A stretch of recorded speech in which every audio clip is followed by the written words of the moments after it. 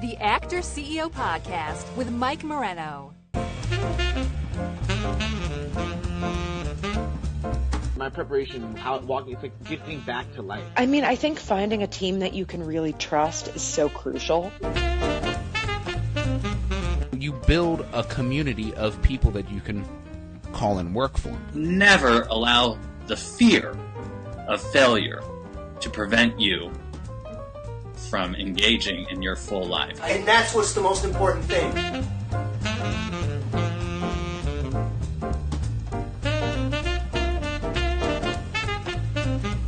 I'm Ryan J. Slater, and I'm an Actor CEO. Hey, I'm Elizabeth Maxwell, and I am an Actor CEO. I'm Mark St. Cyr. Derek Satterberg. Lauren Myers. I'm Alex Brill. And I'm an Actor CEO.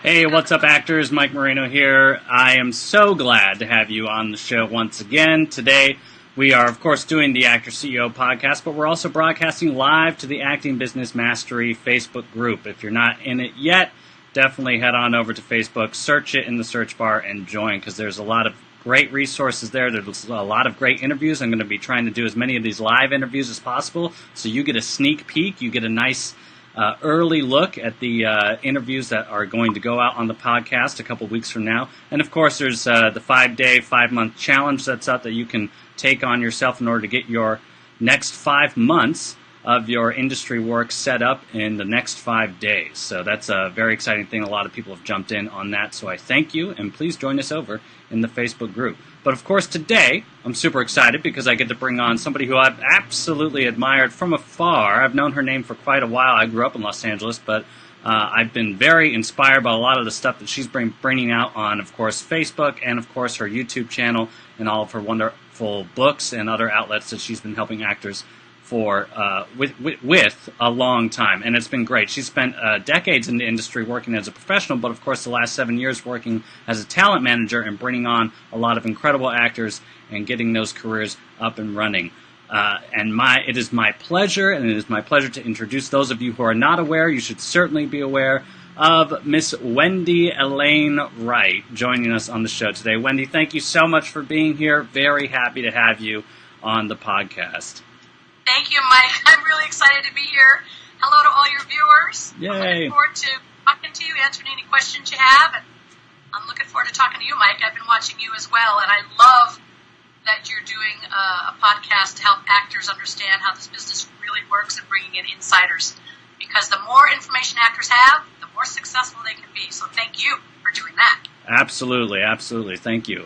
So, one of the things that I definitely has attracted me so strongly to what you do as a professional in this industry is something that, we've tried to get off the ground here with the Actor CEO podcast, was treating your career like a business and being in control of what you do well, and basically, therefore, being in control of what you do as an actor. But it comes down to getting rid of a lot of the BS that's out there about what it takes to make it, big air quotes, in this industry, and that has changed certainly more than at any other point in our history in the last probably 5 years, and will of course continue to change as technology and social media and all these other wonderful things start really taking off.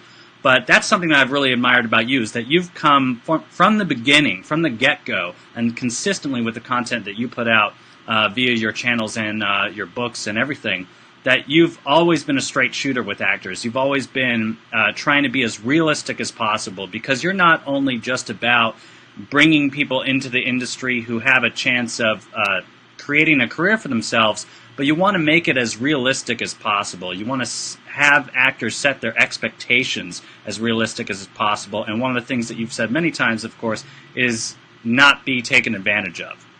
Because there's a number of, there's a lot going on in this industry, but if you're smart about it, if you think about it, and of course this is one of the things we try to do by bringing on guests like yourself to the podcast, is give people the right information so that they can, from the beginning, set themselves on a path that is sustainable, that has longevity, and that ends up being a career that they actually have more control over than they originally thought.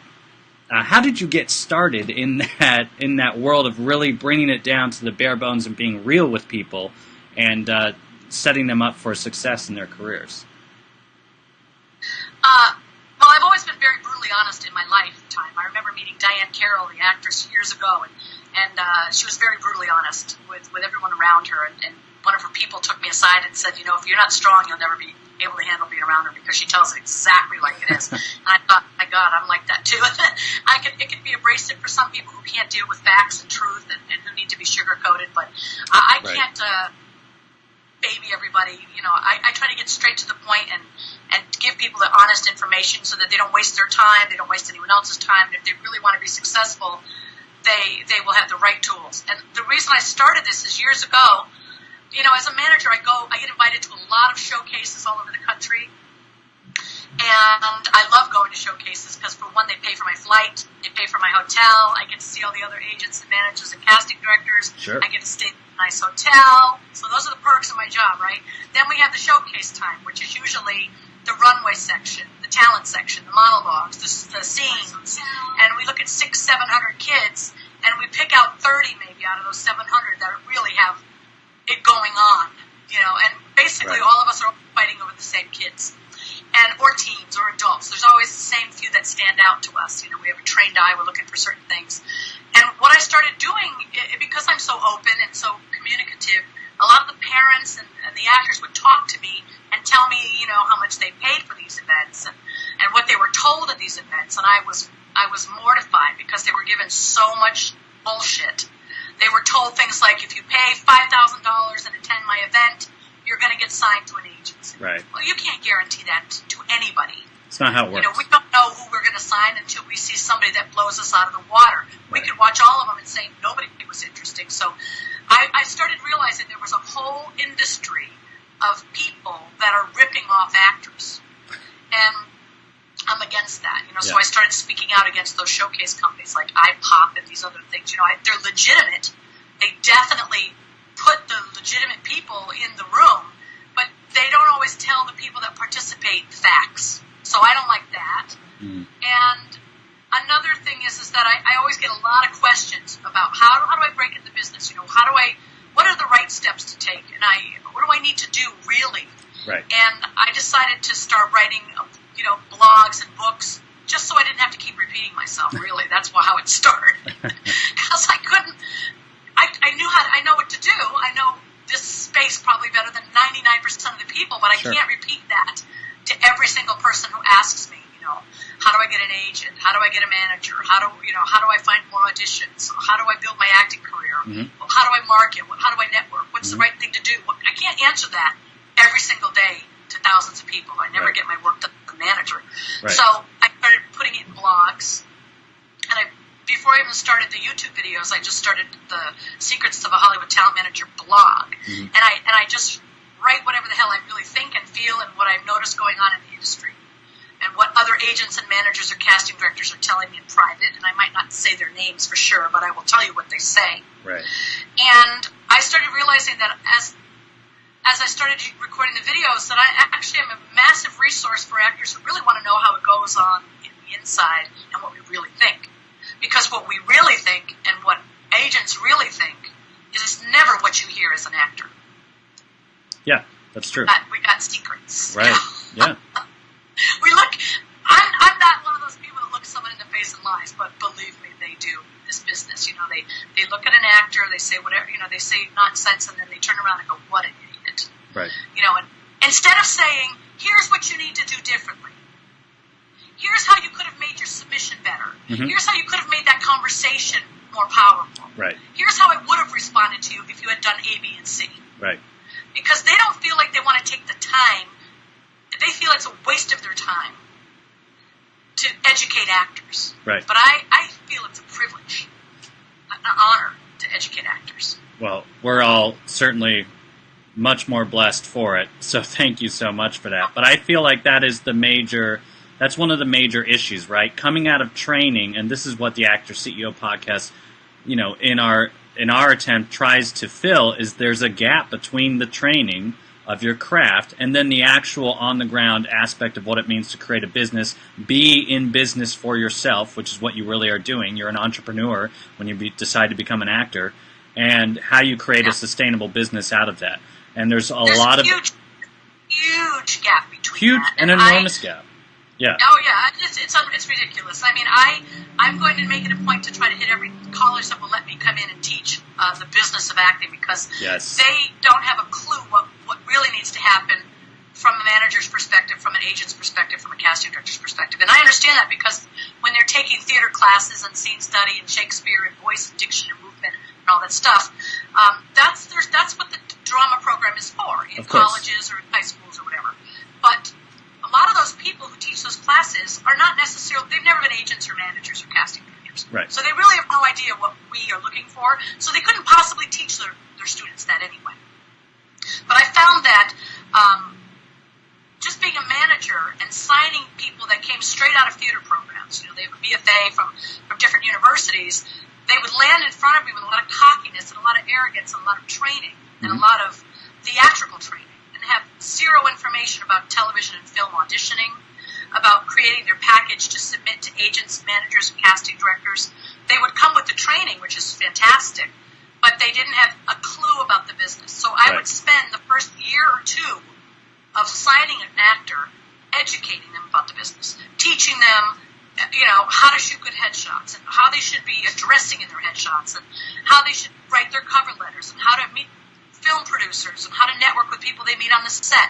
And I spent 95% of my time educating actors, and it's tiring. You don't make a lot of money off of actors who need that much freaking education. Right. So when you sign someone for a 2-year contract, imagine the first 2 years you're just training them.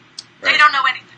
They could have learned some of that in college. And that's why I wrote those books, because I'm really a big fan of my books. I believe that if they're not the most helpful thing on the market, I don't know what is. Because it's coming directly from me sitting down saying, this is what I do when I manage an actor.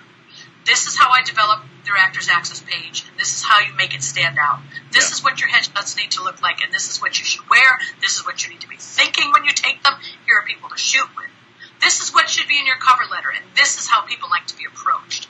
It's stuff that I noticed by receiving thousands of submissions over the years, that actors get it wrong all the time. As you probably see, they get it wrong all the time. They send me cover letters that should never leave their email. They should. When I post them, people get mad at me. Oh my God, how could you embarrass that actor? I try not to say their names, but oh my God, this morning I got an email that was so horrifyingly stupid and unprofessional, and oh my God, I couldn't believe my eyes. I sent it to a friend of mine who's a manager, and I was like, is this not the worst cover letter you've ever seen in your life? Because we do that. We send these things to each other. Agents send them to managers. Managers send them to agents. The difference is I'm going to look at that letter, and I'm going to write a blog about it. Right. I'm going to do a video about it. I'm going to email that person back and explain to them what they should never have put in that email in the first place, and why I would never respond to that, so that when they move to the next person, they don't make the same mistakes. And I had friends who are agents, they say, why do you waste your time doing that? Because I think if I have the knowledge, I feel like it's my responsibility to give it out. I don't think that, I don't believe that, we live in a vacuum. I think that if I'm here on this planet, I have a responsibility to help other people.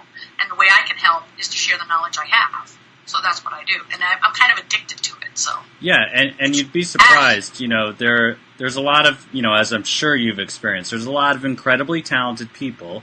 But again, just the way that the training system is set up, we haven't taught those incredibly talented people that they're also a business, and then they're interacting with other businesses, and they need to respect it at that sort of level, and there's a professionalism that goes along with that. So absolutely, everybody should go out and certainly be reading your books for sure, and following up on the video series, which is incredible on YouTube, and the blog as well. But is there something, just in brief, Wendy, that you could throw out for those watching and certainly those listening about maybe the top 3 things that would come to your mind when it comes to an actor who's like, I'm out and I'm now messaging representation when it comes to managers or agents, and how they can get out there and be professional about it? Yeah, it's absolutely business. I mean, this is show business, and people think it's just about the show. They think they come in, they do their little dance and sing and act, and everyone's going to jump, in circles around them. But that's not how it works, because we have thousands and thousands of choices, and we're going to pick people people that we feel are at the business level. We're going to pick business people. We might pick some newcomers who have the potential, who are really talented, who can learn quickly, and they start acting, they take our advice and move quickly with it. Right. And they get to the business level rather quickly, so that's a good investment for us, because it's really all about an investment. But there's certain things that an actor can do right now that's usually a big mistake. There are actors here 6 years, they don't understand this. Right. Your type is what a casting director, agent, or manager sees when you walk in the door. It is not something that your parents can't tell you, your friends can't tell you, your boyfriend, girlfriend, wife, because they know you too well. Yeah. And they're going to put your personality and all the things they know about you into that description. Mm-hmm. But your type is the essence you have when you walk into the room. And you absolutely need to know that as an actor, because casting directors rarely cast against type. Mm-hmm. They don't. Because if you are playing a librarian who's shy and demure, and your energy screams enthusiasm, passion, like mine does, shy and demure is a very hard thing for me to play. I can do it, I'm an actor, blah, blah, blah, but it's not my essence. You're going to know I'm not a shy and demure person, because I have too much energy coming off of me, even when I'm trying to be shy and demure. Okay? But there will be other people in that audition who really look and feel shy and demure. So if they were going to be cast as a librarian, that would make a lot more sense, because your body and your mind instantly will believe it, that they're a librarian, way more than they're going to believe I am. Right. So you have to know your types. You have to sit down and say, there's a guy named Mark Atterbury. He does a type class in Los Angeles, and I do a type assessment on my website, secretsofahhollywoodtalentmanager.com. I do it for $35. Send me a video, and I'm going to watch it and figure out all your types. And a lot of actors do that. I spend a lot of my free time doing that because it's fun, and I like to help actors figure that out. Because once you know that, okay, this is my type. I can play the aggressive attorney, police officer, detective, corporate CEO of a business. That's going to be a different type than a demure housewife, librarian, shy, quiet type. Right. Once you know that type, you can get your headshots to fit that type. So all of your branding, your reels, whatever else you have, their whole marketing system needs to fit that. Yeah. Your headshots have to fit the type. So if you're going to play an attorney, and you know your type is assertive and aggressive, you need to have that in your pictures. Then you need to have a video clip of an assertive, aggressive attorney. Then you need to have, so you have your headshots matching your type, matching your video clips. And your demo reels do not need to be a 3-minute escapade of all the little stupid projects people are doing just to get experience. It needs to be very clearly focused on acting clips. If you play a cop, I need a cop clip. Right. If you play a lawyer clip. If you play a business owner, a business clip. Because when I approach an agent and I say, here's a client I have, I'd like you to meet with them, see if you want to sign them.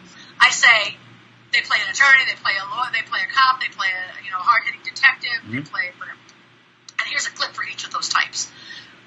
When you have that kind of package put together, when we submit to a casting director, we don't submit a whole reel. We don't need to see a reel of romantic interludes or dirty dancing. Because that's not the project they're casting for right now.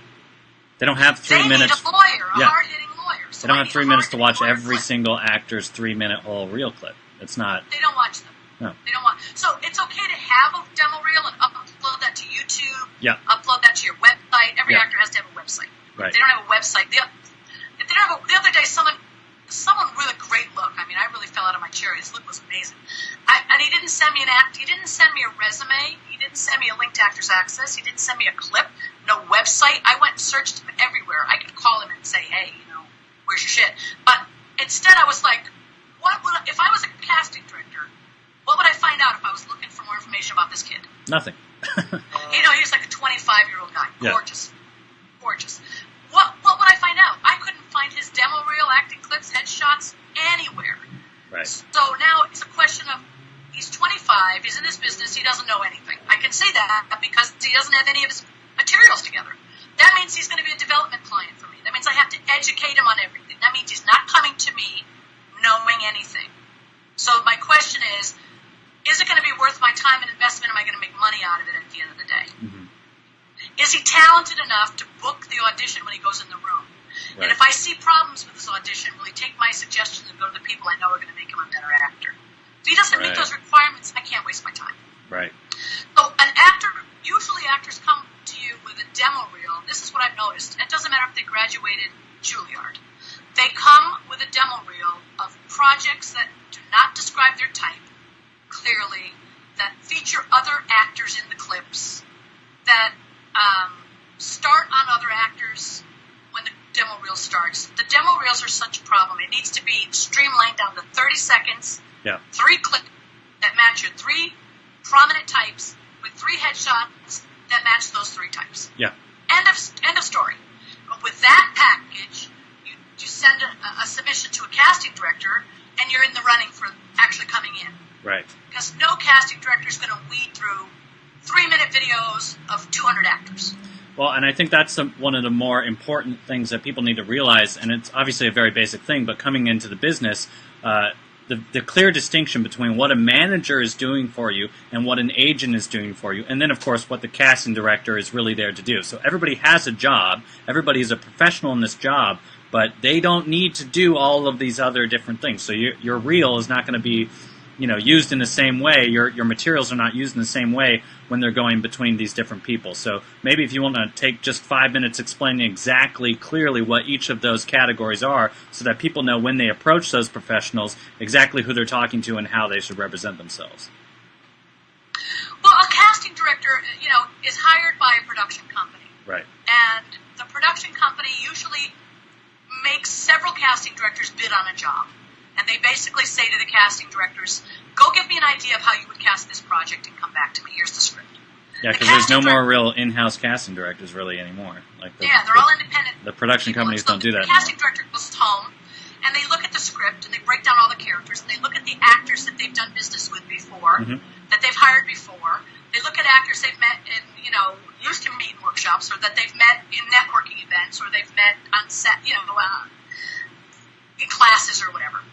And maybe they've seen on TV, maybe they've seen in commercials, and they make like a list of suggestions of how they would cast it, like the direction, the feel that it would go. And then each casting director turns in their ideas, and the producer picks the casting director based on that. They know that they have a feel, the same feel the producer has. Now, the casting directors don't make a decision on who gets that role. The producers make the decision. But the casting directors decide who comes in to read for them. Right. So once the casting directors are there, they're under a tremendous amount of pressure. It's television. They've got like 2 days to cast the whole damn thing. I mean, really, literally, they've got 2 days to see everybody they want, and then they've got callbacks for a day, and then they hire someone. So the next day, it's actually 4 days. But so they're not interested in lengthy conversations. They answer everything in one-word sentences. They are under the pressure. They just want, I need a lawyer. Give me a lawyer. I need a black attorney who's aggressive. Give me that. Don't give me a black woman who's having a love affair. Just get right to it. And if I get right to it each time, my job, the casting directors will, respond favorably to me. An agent will just kind of go, this demo reel sucks. Hey, manager, handle it. An agent, I really believe this is how an agent works. They throw their shit up on the ceiling, and whoever sticks, that's who they stick with. That is who they stick with. I have seen it 1,000 times. If they have 1,000 clients and 25 of them are always getting auditions, those are the only ones they really care about. I promise you that. Yeah. They may say otherwise. It's not true.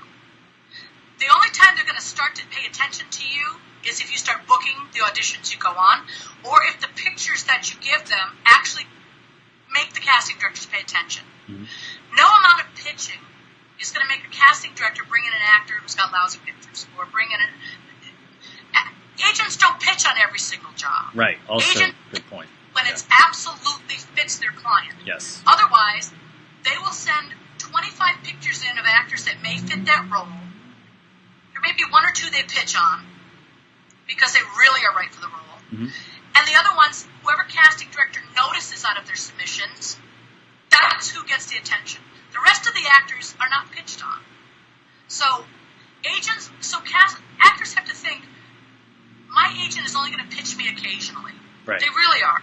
So what can you be doing to make your agent's job easier? There you go.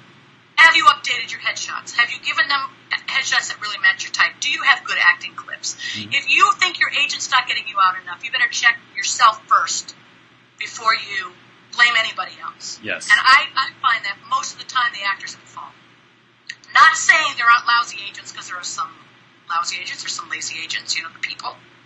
But most agents are very hardworking people because they don't get paid a penny unless they have clients that work. Mm-hmm. So the clients that book are their most important clients. The clients that get the most auditions are their most important clients.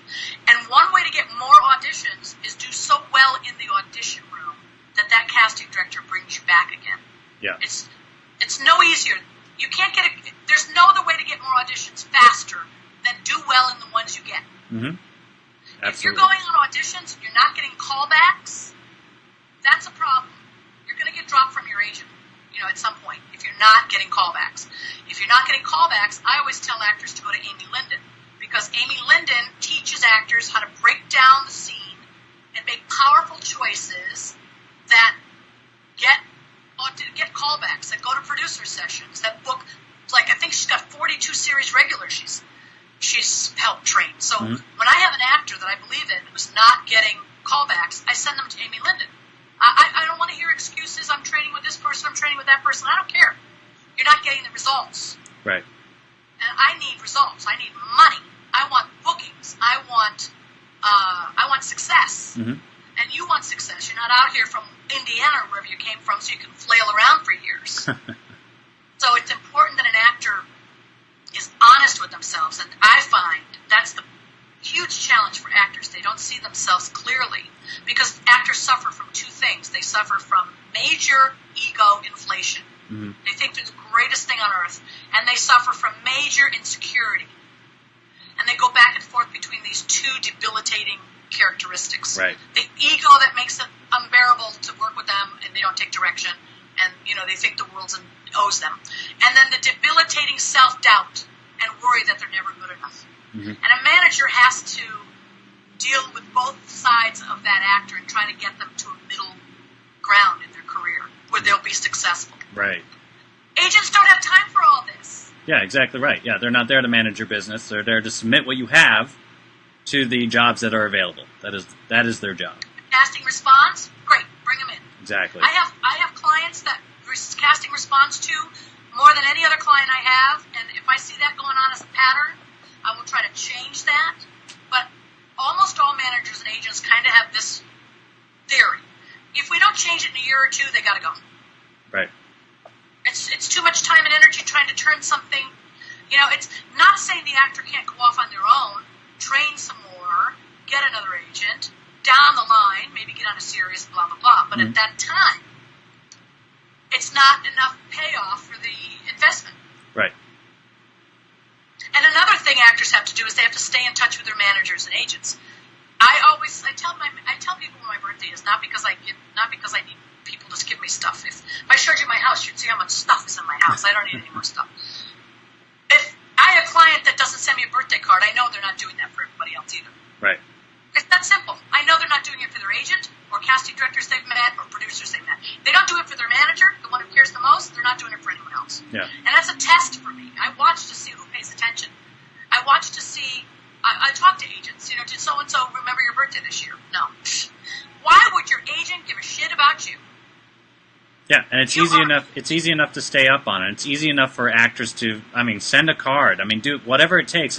Again, you're a business, so you're out there to maintain business relationships with people, and that extends to casting directors and things like that. That doesn't mean you're sending postcards and thank yous on every audition you go on or whatever, but you do have to manage those relationships in a professional way and stay connected, because that's what's going to create this long-term connection, really, that's going to end up keeping you in the forefront of their minds. You have to be in the forefront of their mind because you're a number. Agents think like this. They don't like that I say it. I don't care. This is how they think. Oh, that actor has potential. Let's get him on our roster. Collect. I have all these 1,000 people now. Submit. Who stands out? They do. Oh, this one's kind of nice. She sent me a birthday card. She stayed in touch. Blah, blah. Keep that one. She's getting callbacks. Keep that one. Blah, blah, blah. Goodbye, the rest of them. Mm-hmm. Every year, drop season. Done. Next. They don't have a personal attachment or involvement. They don't care one iota whether you're on their roster or not if you're not making the money, right? That being said, the actor that knows that and doesn't take that personally. Right. Because, listen, agents and managers work for free. We're not volunteers either. We're not doing it for free because we want to work for free. We're doing it because the people we invest in, we want them to make us money. Right. I have bills to pay. You know, every agent and manager in casting, they have bills to pay. But the law requires us not to take upfront fees, so we don't. And sometimes you wish you can because some of these people waste so much of your time, but that's not how it works. Right. In this business, we work for free. No one pays me until they book a job. So that means every hour, every submission, every time I'm on the phone pitching, every phone call, every conversation with the actor, every moment I spend training, I'm working for free. If they leave my roster after 2 years and I don't make money back, I just work for free like a fucking volunteer at the Red Cross. Yeah. Which I don't mind doing, but I don't do that in my business. Right. So an actor has to say, this is a business. This agent doesn't owe me a nice conversation. I owe this agent proof that I should be on their roster. And some actors get arrogant. Well, shit, if the agent doesn't want to respect me, they don't have to respect you. They will if you make the money. Right. Get it? This is a business. Yeah, and treat it This is exactly. like banking. Treat it We like want a business. deposits. Okay, so if it's like, duh, get it. So if you are an actor, your job is to, when you have a new acting clip, send it to your agent. First, upload it to YouTube because agents don't like to open attachments. Right. In fact, they won't even open it. They might tell you they did, but they won't. So they don't like attachments. You've got to send them a Dropbox or a WeTransfer or a YouTube link or something where it's easy and safe. They know those things. Right. They don't like obscure programs. So I have a client I've had for a year. I swear to God, I went to her website the other day and I saw pictures I've never seen before of her that were amazing. Why don't I know? I saw 3 video clips of 3 different projects she's did that were great. She didn't send them to me. If I wasn't online Googling her, checking out what all her marketing materials are, because I want to see what casting sees when they do it. Right. I also just set up a meeting with her with an agent. She has a meeting on Friday. I want to see what that agent's going to find when they Google her. Right. So before I set up the meeting, I was looking around to see, okay, what's her presence?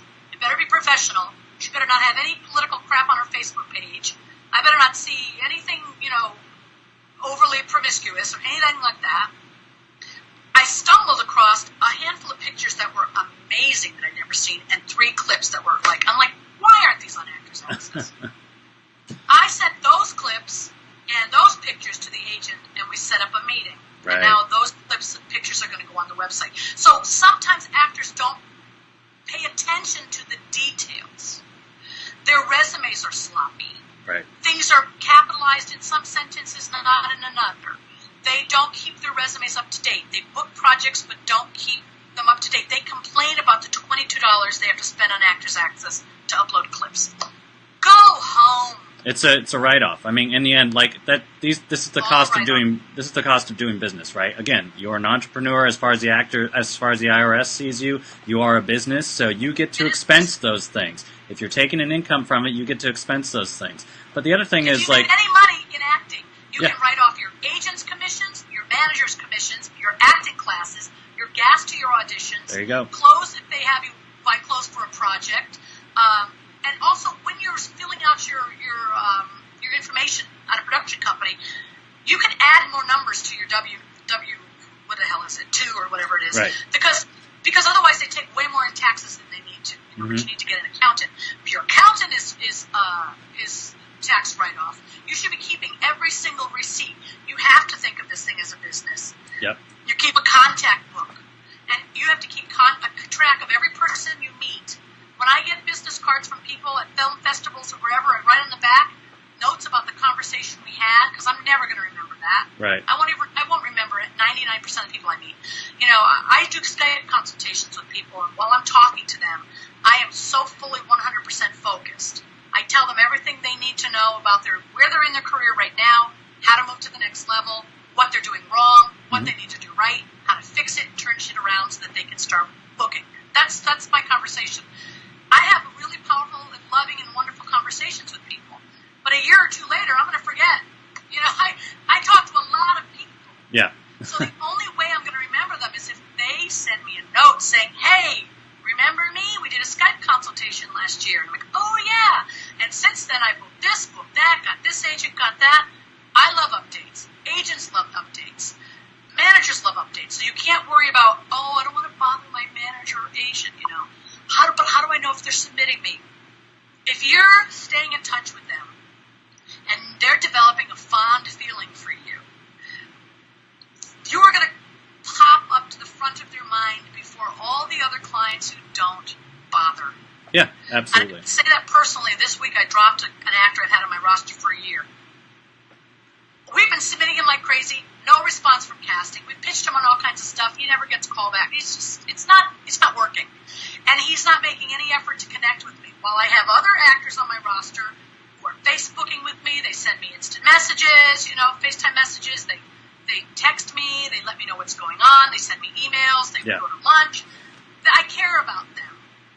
This other actor, he's made no effort to have a relationship with me. So when I decided to drop him, it didn't matter. So I called my partner and I said, I'm dropping this guy. She's like, oh, good. I was wondering when you were going to do that. Yeah, and again, you can't just come on, whether you get representation through a manager or through an agent, they're not going to solve all your problems. You have to be a professional and out there getting your own stuff and working at becoming better and better and better, and even submitting yourself to as many things as possible too, which is something I would love to talk about as well. So you've got a lot of people out there, and we've got a couple questions coming in through the comments also about the self-submission process, right? So maybe somebody has an agent. Obviously, everybody should have an Actors Access account, absolutely, but there's a lot of opportunities for self-submission. So are there places that you would recommend that people focus on in terms of the best places to do those types of submissions? And anybody, let's even take it a step further, who's maybe outside those main markets, whether it's New York City or Los Angeles, who are in some of those secondary markets or even the tertiary markets, depending on where they might be in the country.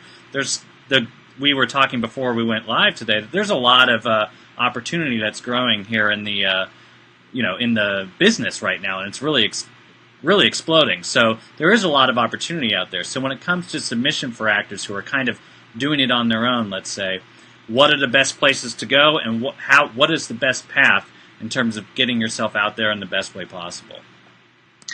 You ask great questions too. I had an interview yesterday with great questions, and this is like great questions again. I love that. I wrote a book called How to Be a Star Right Where You Are.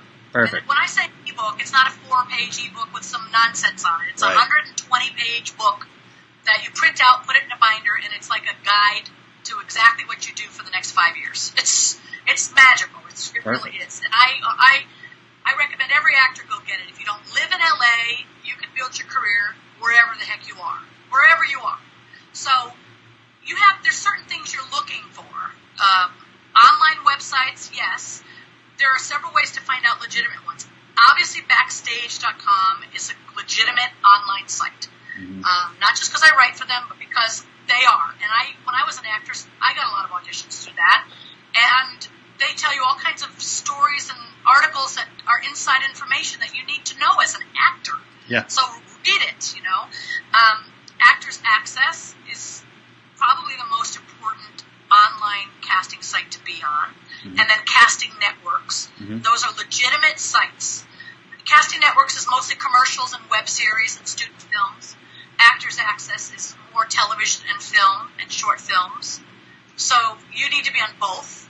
And then there's sites in your state. And if you don't know what they are, go on Facebook, type in Oklahoma Actors, and there will be a group. And in that group, there will be actors who've been doing it longer than you. Yeah. And they will give you advice as to what sites they use or what agents they recommend. Mm-hmm. Or I have a puppy and he's going to start making that squeaky noise. Come here.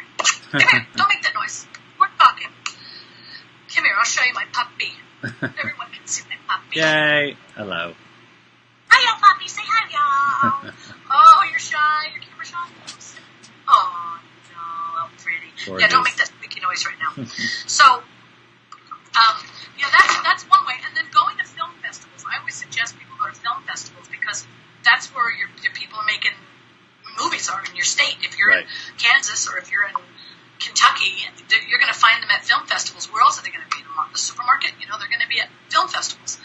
So you want to, I list 21 ways to get in touch to build your acting career outside of the major markets. What Perfect. to do in small markets. What else could you do?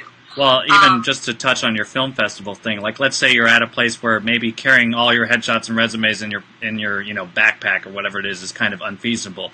But at a film festival scenario, you can go to moo.com. You can get these brilliant business cards made of yourself, and I have it for the podcast and me as an actor. So one side is a beautiful headshot of me with my name and actor website right there. The other side, boom, Actor CEO Podcast if you want to find me that way too. And that is an easy thing to hand out. All the information is right there. It looks great. It catches people's eye. It catches their eye when they pull it back out of their pocket, and it's a great way to keep that networking going in a very easy, professional, seamless fashion. Yeah, and I recommend them also because I think that that's an easy way to get a really good professional business card. Yeah. And you absolutely need to have that. What you have to have on that business card is your website. Every actor needs a website. And on that website is your headshots, your resumes, your stills from premieres you went to or stills from the set, from projects you worked, a link to your IMDb Pro, a link to your Actors Access, a link to your casting networks, and your contact information. Never your home address or information, right? And that way, we have it all in one place. You have it all in one place. So when you put your website down on your business card, somebody can go to it. But you also need to know on your resume, you should put your home phone number down too, or your cell number, or whatever it is that you have, because I see actors make this mistake sometimes. They put just their agent's number down. And once they've left that agency, when headshots travel, they travel all over the place. You hand it to an actor, a casting director, or an agent, and then it moves to another office, to another person, and then other people have it. They pass it to the producer, and a year later, that producer pulls out your headshot and goes, "Oh my God, I remember this actor from blah blah blah. I want to bring them in." And the only thing on there is your old agent's number, not yours, or not your website. So, and if you don't have an IMDb Pro presence, you're gonna look like an amateur. You've got to pay that $14.95 or $19.95 or whatever that is. It's a write-off for business expenses that you need. Expense. IMDb Pro is mandatory. I see actors go on there and they don't have a picture. I'm like, really? Every casting director goes to IMDb Pro first before they go anywhere else. Yeah. So if you don't have a picture there, you just blew an opportunity for someone to see your face. If your demo reel is not uploaded onto IMDb Pro, there's nothing for them to look at. Then if they go to your website and they're looking around and they don't find one, they're going to move on unless they really want to see you. They're going to move on to the next actor. Right. They're going to go where it's easier. Not saying they're lazy, but because they're pressed for time, especially in television. Exactly. Yeah. This business, exactly. Time is valuable. Time is money, quite literally. And you got to respect that when people are trying to vet you or come across your professional profile or try to engage with you and you engage with them. So you have to respect that time factor is a real valuable thing for everybody. It's very valuable. And also sometimes actors, I don't know if I have one with me, actors, they carry around those, I don't know what you call them, disk drives, so you put them in your computer. The little thumb drives. Yeah. And they put their headshot, their resume, their acting clips, and all that stuff on there, and put a pocket of 10 of them in their pocket. And then you just hand a person that, too, with your business card attached. One day we'll be able to have a business card that will actually play video inside of it. So that'll be the day. Some days you'll have a chip in your arm. You'll have a chip in your arm with your demo reel, and people will just scan it to see if you're any good as an actor. Exactly. There you go. Oh man, that's exciting. So, speaking of these other alternative options, I mean, anything else you want to throw out there, Wendy, about as we sort of wrap it up for the night, about ways that actors can I guess think outside of the box? Like again, we were talking about the future of the industry and some other factors. I mean, Facebook Watch now has just come out. There's a number of ways. I mean, obviously you're taking advantage of YouTube and leveraging that to reach people in an audience.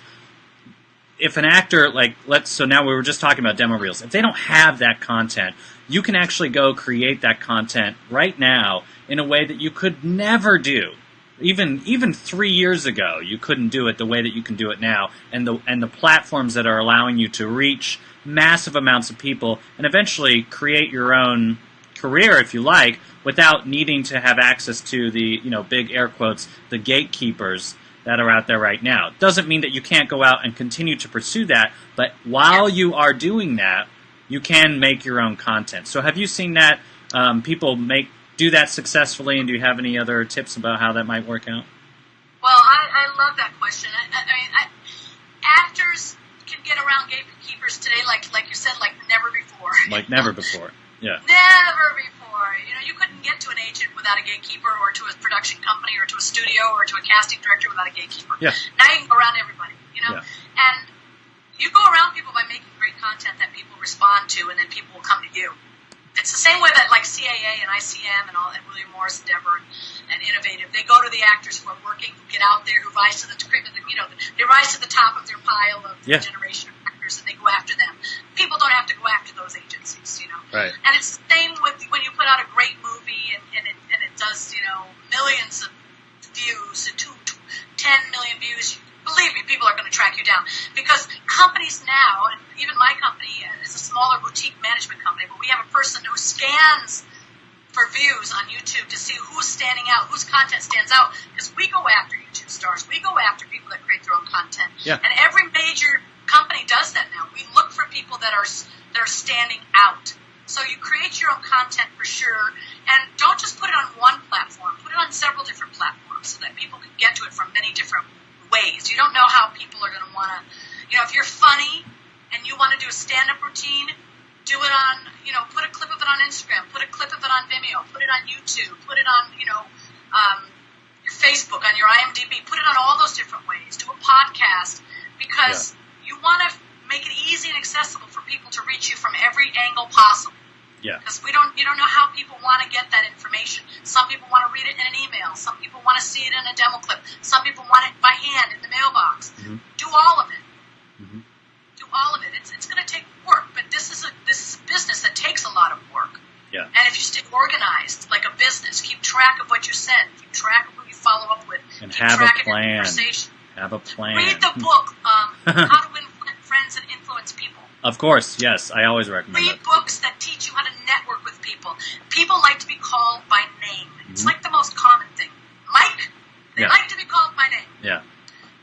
People like you to remember their name. If you do that, you're standing above most of the crowd who wasn't paying attention enough to get it. And you have to repeat it to yourself several times and try to find some way to remember that that's their name, so that when you see them again or talk to them again, and in conversation with them, Mike, you usually say their name a couple times. Right. I could do that 10 times better. But the more you do that, the more endearing, the more people pay attention. People like to hear their name. There's probably no better sound on earth than that. Right. So you've got to learn there's tricks to networking with people that you need to incorporate into your writing with people, your phone calls, and with phone calls, write out a card of what you want to say with your bullet points, so that you stick to the points. Mm-hmm. So that you sound professional, you stick to the points, you don't ramble on, you get right to what you need to say, you're polite, then whatever they say back, write it down so you have notes about things, find out about them personally. What are their hobbies is a really good question. Because every person has something they love to do outside of their work, something that's close to their heart, that's their life. For me, it's my animals, and I collect a lot of antiques, and I love jewelry. Right. So, and I love silver. So if you looked around my house, you see like silver and crystal everywhere, right? That's my passion. If people say, so what are your hobbies? I antique a lot. I like to look for treasures. I'm like a treasure hunter. I rescue animals. Great. So if you have a conversation with me about that, we're going to have a more authentic conversation than if you approach me and say, if you send me a link that says, here's an antique shop, they have a great sale coming up on Saturday. Right. I'm more likely to pay attention to you than if you say, I am an actor, I need a manager.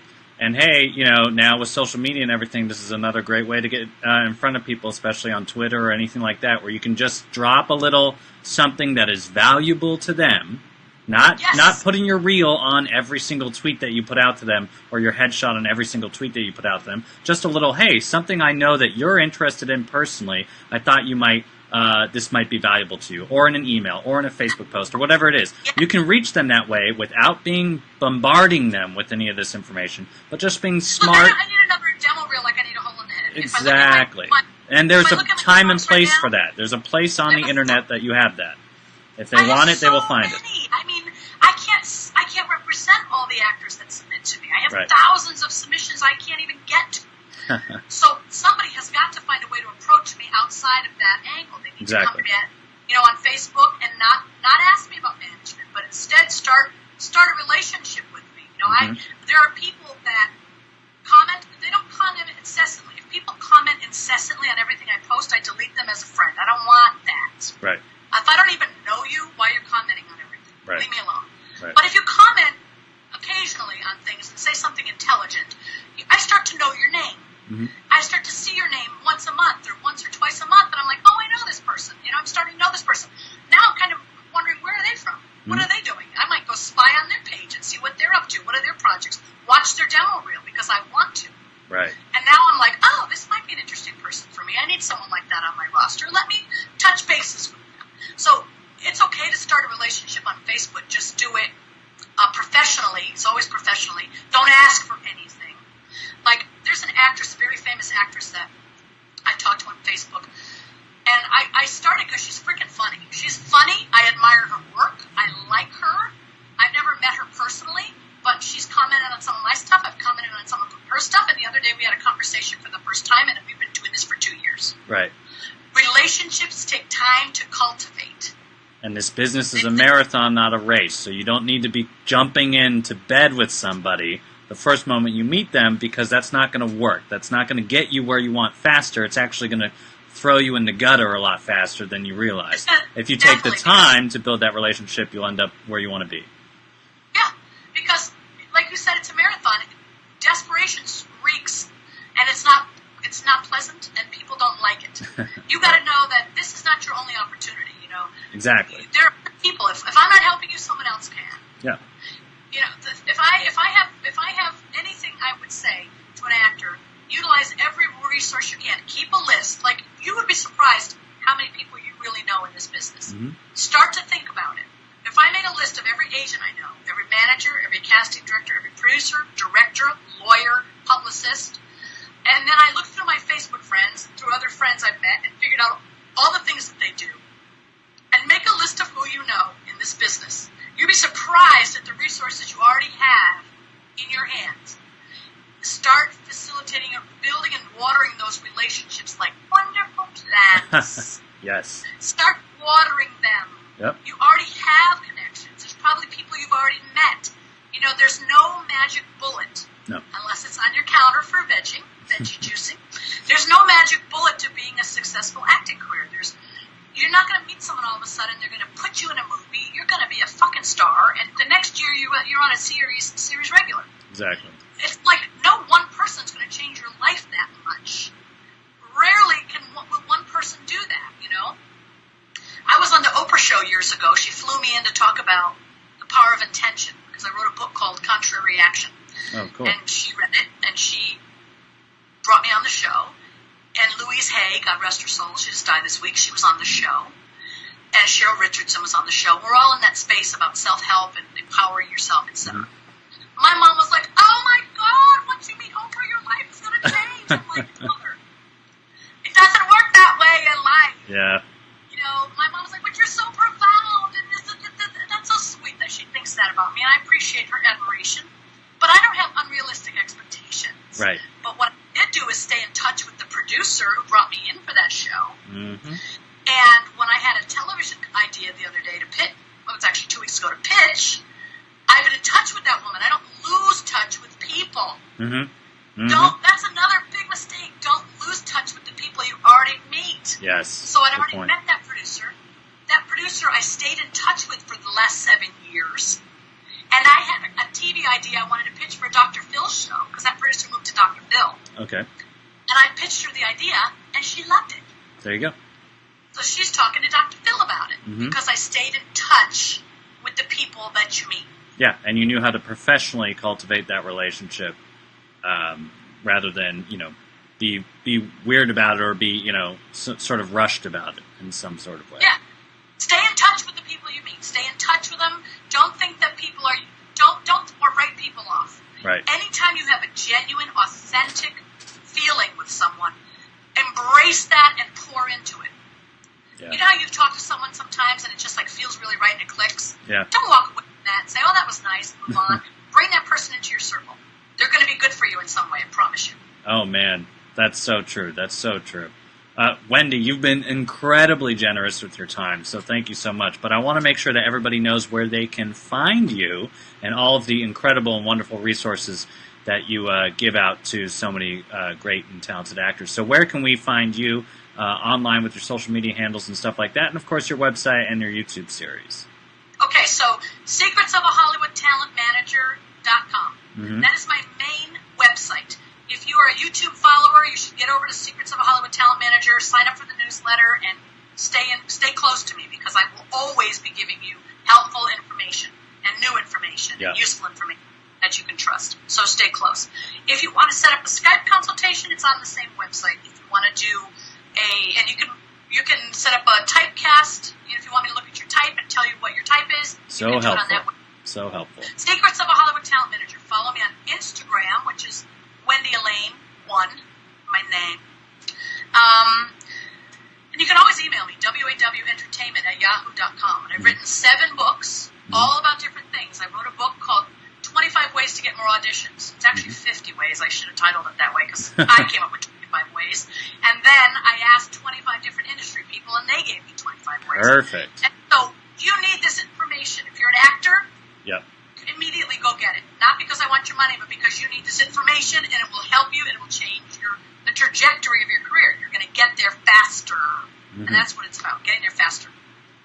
Absolutely. Well, Wendy Alane Wright, an amazing, powerful force, and certainly an incredible help to so many actors out there.